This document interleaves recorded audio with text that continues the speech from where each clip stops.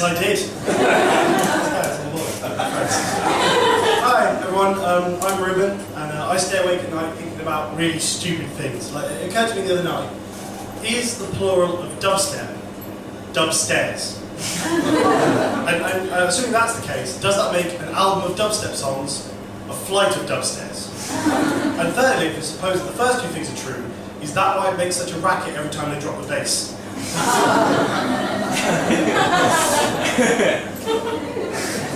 I don't know, as I say, I'm awake at night quite a lot. I'm not really insomniac, it's more that I think somewhere in my family I must be part owl.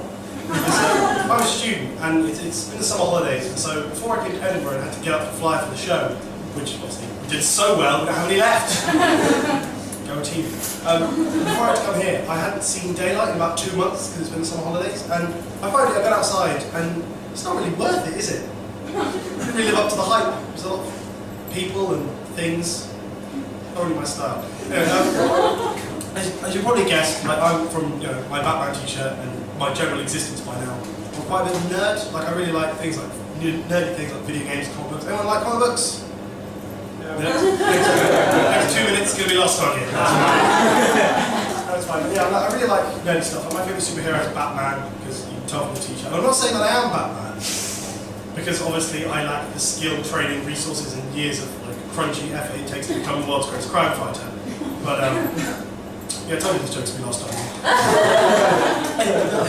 It's fine though. I like things like I'm happy to be a nerd. That's fine, but I realize it makes it difficult. Trying to meet the ladies. Assuming they exist. Like it's difficult if you like comic books, which I do, because if you like something interesting, like music or poetry or film or even sport, I guess, if you're really desperate. From the sports fans in the audience, I don't want to say anything, you'll probably beat me out. Yeah, if you like that stuff, it's easy to have a conversation about it. You can have a simple conversation, you can have an interesting debate about it, people find it fascinating. But when the kind of conversation I want to have is whether the Hulk could beat up Superman, which he could. If you want to know why, come see me after the show, we'll talk it out. Like that's not the kind of thing people really want on a first date. Like the things that I can do, for example, if you happen to know all of the Justice League in alphabetical order, which is Aquaman, Batman, Cyborg, Flash, Green Lantern, Martian, Superman, and Wonder Woman, which again, no response. One of those things. Yeah, see, that's the kind of things that I'm just generally staying awake. I play a lot of video games too, and people always wonder, like, if I say that I'm up all night, because I just am, people always wonder, like, I must be hooked on either caffeine or cocaine, which is patently ridiculous, because I'm a student, I can't afford Starbucks. Also, I object to the fact that they don't pay their taxes. I mean, I'm granted cocaine dealers don't either, but no one really expects them to. Satire is not my strong suit. Anyway, I play a lot of video games, but there's one video game. But does anyone here play video games? Anyone at all? Yeah. Two. Oh, good. Xbox or PlayStation? Xbox with Kinect sensor. Fair enough. That was precise.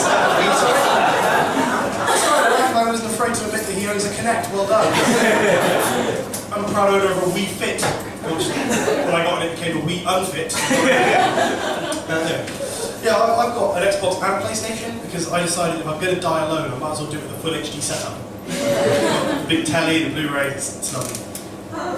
As I say, I don't go outside much. I do really like video games, but there's one video game franchise I can't buy, and that's Call of Duty. You've all heard of it, you're people.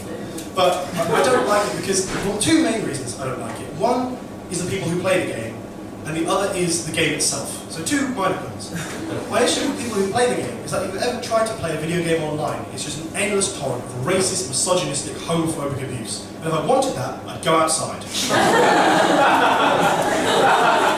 and my second issue is the game itself, is that everyone goes on how realistic it is. It's so realistic, it's incredibly realistic. It's not realistic even a little bit, actually. Because, well, we can break down, I've broken three main reasons why the Call of Duty games are not realistic.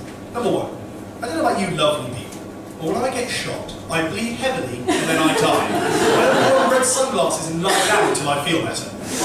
Number two, there was a point in one of the Call of Duty games where your lead character gets stabbed in the chest, and he pulls the knife out of his chest and throws it into the eye of the man who stabbed him. Now, if I had a penny for every time that happened to me, I would have about 17p. I'm from North London, it's not a very nice area.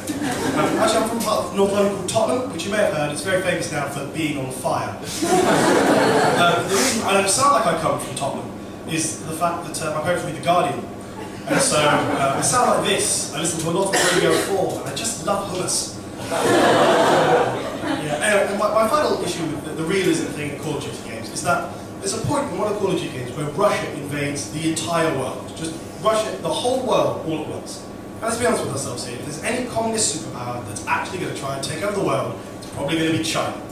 Not just because there's lots of them, but also because they're quite aggressive in an economic and militaristic sense. Still not very good at satire. No, yeah, as you very definitely guessed by now, I'm single. Yeah, as if that's a surprise. But I'm trying to, change that. I'm trying to be more outgoing, trying to, meet more people. Like I did before I came to Fringe, I had the perfect opportunity to be cool and trendy, and I bought some skinny jeans. Now you'll notice I'm not wearing them because the moment I put them on, they became fatty jeans. Turns out my body's just too bootylicious for them.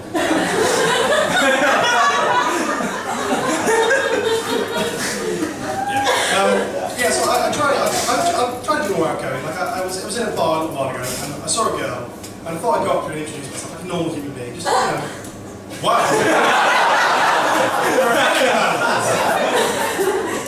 Okay, cool. That's a bit redundant now. Sorry? You said about audio punch. Oh, yes, well, I'm going to understand how comedy works.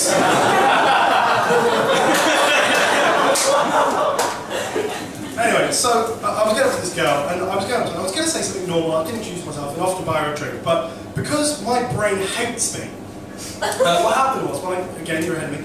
What happened when I opened my mouth and just say something normal, like, hi, I'm going to buy you a drink, what came out of my mouth was because what lady doesn't go weak at the knees at a good Chewbacca impression? Turns out all of them. We got chatting and that, but it turned out she was really more of a Star Trek fan, so things probably wouldn't have worked out, is what I tell myself. And I think the fact that I'm not very good at kind of chatting to women because it's similar to the fact that I had a lot of female friends at school, and I had a lot of female friends at school because I was that one boy who didn't like football. And if you don't like football when you're a boy at primary school, then all the other kids just label you gay. Not a joke, but okay. Everyone's ahead of me.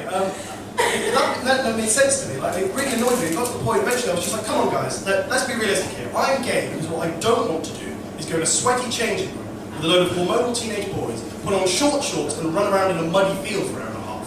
Well, I'm gay because what I want to do is stay inside with all the girls. /hoes. That's right, I'm hip to the lingo. Actually, more to the point, is the fact that actually if you think in the 21st century that calling someone homosexual is a violent insult, quite frankly, you need your head examined, you prick.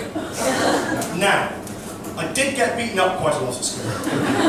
Because it turns out PE teachers do not like to be spoken to in that tone.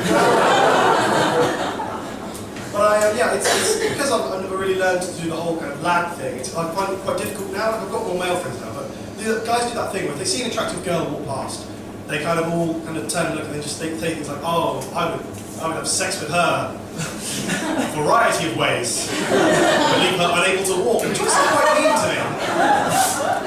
But I can't do that now. So if I see an attractive girl walk past, what goes through my head is, oh, I would just befriend the shit out of her. Yeah, I would just be so emotionally supportive. I would just befriend her back doors in. Is what I would do. So it doesn't really always work. One way out now. I'll leave you with this last thing because you seem like nice people, so I can probably tell you this and you won't laugh too bitterly. I turned 20 this year, and my constant singlehood has meant that I've reached this point. I realise I'm now, at 20, halfway to being a Steve Carell film. So, not Anchorman, and not the one where Morgan Freeman is Jesus. That other one. It's a good film, isn't it? Yeah, but the thing is, I'm not too fussed about it now. Like, it worried me honestly, but I'm kind of at peace with it now. I feel same way about sex that I feel about space travel, in that it's very exciting as a concept. And if I ever get to do it, I would definitely take the chance. But I'm aware it's probably not something that's going to happen within my lifetime.